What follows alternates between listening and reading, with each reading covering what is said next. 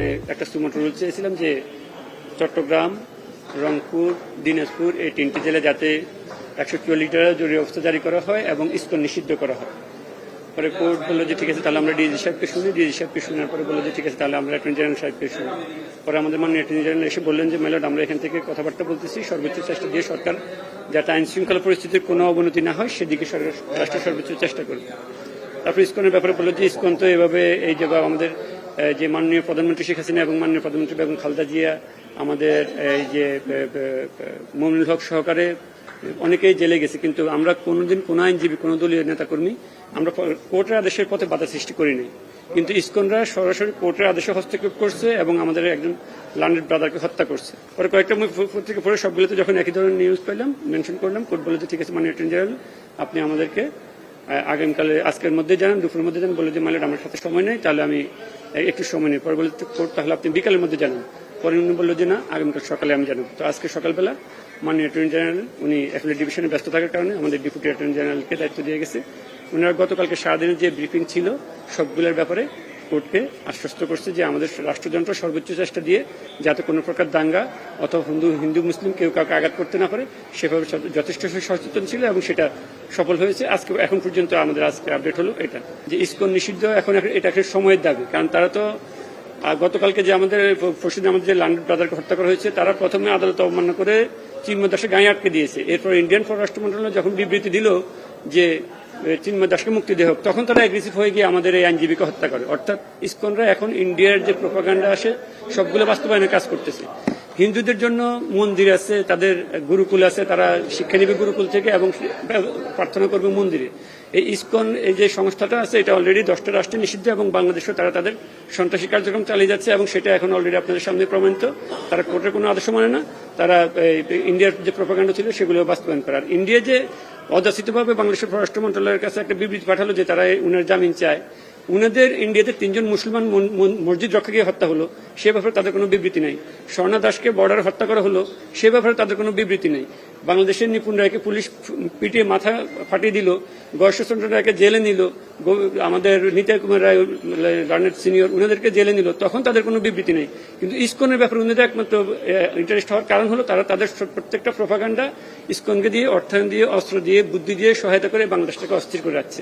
তারা চাচ্ছে এই দেশে যদি আপনার এই যে হায়দ্রাবাদ অথবা সিকিমের মতো যদি একটা রাষ্ট্র তারা প্রতিষ্ঠা করতে পারে, এদেশে যদি দাঙ্গা লাগাতে পারে, তাহলে তারা খুব সহজে বাংলাদেশটাকে দখল করে নিতে পারবে। কারণ তাদের অতীত ইতিহাস হচ্ছে হায়দ্রাবাদকে দাঙ্গা লাগিয়ে দখল করা, তাদের অতীত ইতিহাস হচ্ছে সিকিমকে তারা দাঙ্গা লাগিয়ে দখল করে নিয়েছে। এখন তারা ইসকনের মাধ্যমে, সন্ত্রাসী কার্যক্রমের মাধ্যমে বাংলাদেশে যদি দাঙ্গা লাগাতে পারে, তাহলে তারা বাংলাদেশটাকে খুব সহজে দখল করে নিতে পারবে। আমরা যখন হিন্দু মুসলিম দাঙ্গা লিপ্ত হয়ে যাবে তখন তাদের দখল করে নেওয়াটা খুব সহজ হয়ে যাবে। 3টা মামলা হয়েছে, যে তারা বলছে যে সিসিটিভি ফুটেজ দেখে অলরেডি 3টা মামলা হয়েছে। একটা মামলা 30 জনকে গ্রেপ্তার করা হয়েছে, আরেকটা মামলা 6 জনকে গ্রেপ্তার করা হয়েছে এবং বাকিটা আন্ডার ইনভেস্টিগেশন আছে। দেখে সিসিটিভি ফুটেজ দেখে পর্যায়ক্রমে তারা তাদের কার্যক্রম চালিয়ে যাচ্ছে। মোট 30 জন আর 3 জন, টোটাল 33 জনকে গ্রেপ্তার করা হয়েছে। তো এই আদালত আজকে যে সমাধান দিল যে ইসকন নিষিদ্ধ ব্যাপারে যদি রাষ্ট্রযন্ত্র সর্বোচ্চ, কালকে আপনারা দেখছেন যে হাসনাত আব্দুল্লাহ এবং সার্জিস আলম ওনারা 2 জনে কিন্তু ইসকন নিষিদ্ধ ব্যাপারে চট্টগ্রামে কথা বলছে এবং তারা আসার ব্যাপারেও তাদের গাড়ি কিন্তু অ্যাক্সিডেন্ট করছে। অর্থাৎ একটা ঘটনার সাথে আরেকটা ঘটনা কিন্তু জড়িত এখন এখানে দেখা যাচ্ছে। অর্থাৎ ইসকনের মূল উদ্দেশ্য হচ্ছে আমাদের রাষ্ট্রটাকে অস্থির করে রাখা। এখন আমিও যেভাবে কথা বলতেছি বিকেল পর্যন্ত আমিও নিরাপদ থাকবেন, এটাও কিন্তু আসলে এখন বাবার সময় হয়ে গেছে। কারণ কালকে যেহেতু তারা চট্টগ্রাম ইসকনের বিরুদ্ধে কথা, কোর্ট খুব সুন্দর সমাধান দিয়েছে এবং কোর্টের আদালতের আদেশে আমরা খুবই সন্তুষ্ট। কোর্ট বলছে যে যেহেতু রাষ্ট্রযন্ত্র এখানে সর্বোচ্চ চেষ্টা দিয়ে তাদের আইন শৃঙ্খলা পরিস্থিতি নিয়ন্ত্রণে রাখছে, এটা আসলে ধন্যবাদ পাওয়ার যোগ্য। এবং যেহেতু রাষ্ট্রযন্ত্র দেখতেছে, সংবিধানের কথা বলছে, সংবিধান রক্ষার জন্য যে আমাদের সকলের দায়িত্ব, যে আমাদের জনগণ থেকে, কোর্ট থেকে, আইনজীবী থেকে সকলের দায়িত্ব, সেই সাংবিধানিক দায়িত্ব রাষ্ট্রযন্ত্র খুব ভালোভাবে দায়িত্ব পালন করতেছে।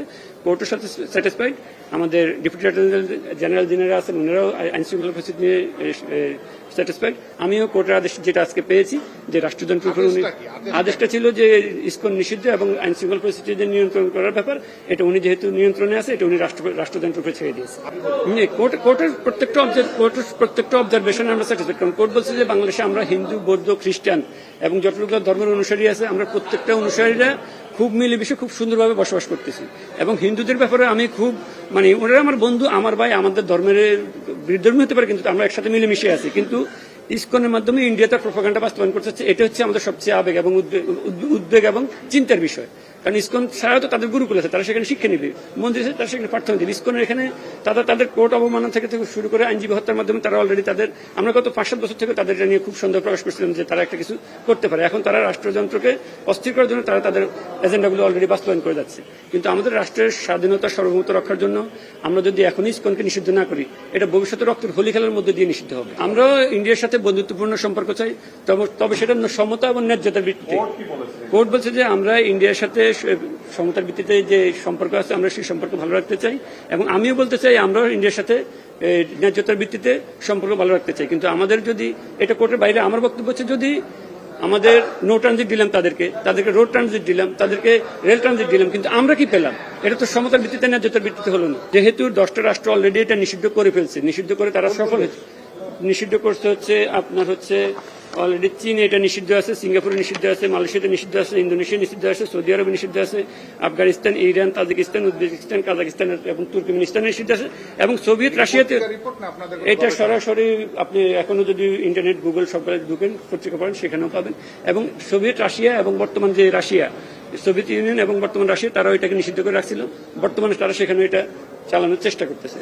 এবং কানাডাতে আপনারা জানেন যে হত্যাকাণ্ডগুলো হচ্ছে সেগুলোতে ইসকন কিন্তু ওতপ্রোতভাবে জড়িত। এখন সারজিস আলম যেহেতু কালকে গাড়িতে অ্যাক্সিডেন্ট করছে, এখন আমি নিজেও তো এটার মধ্যে পড়ে যাচ্ছি যে কখন আমলপুরে হামলা আসে। তবে আমি এটা বলবো, আমাদের রাষ্ট্রের সার্বভৌমত্বের জন্য, স্বাধীনতার জন্য যতটুকু করা সম্ভব আমি জীবন দিলেও সেটুকু করে যাব।